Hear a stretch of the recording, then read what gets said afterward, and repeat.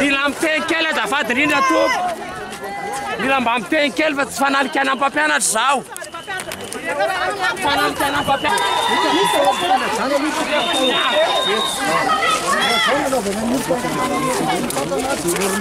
Mila mitehin-kely aloha e! Mila miteny. Mila mitehin aloha e! Io e! Vavahady! Vavahady io e!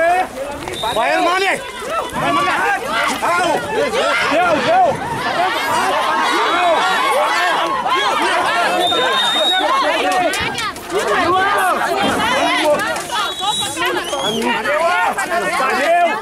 Pareu pra dança dele, ué! Manalika olo zao!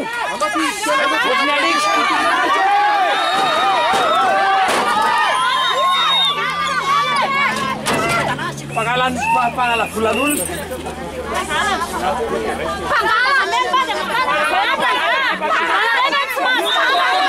Tuliara!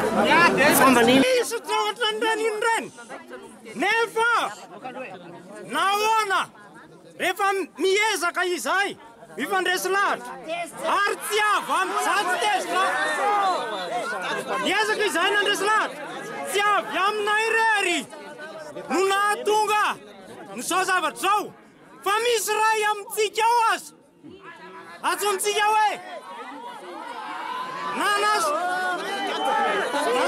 Ao anatin'izay zavatra zay! Ao anatin'izay zavatra zay dia zao angambany atao!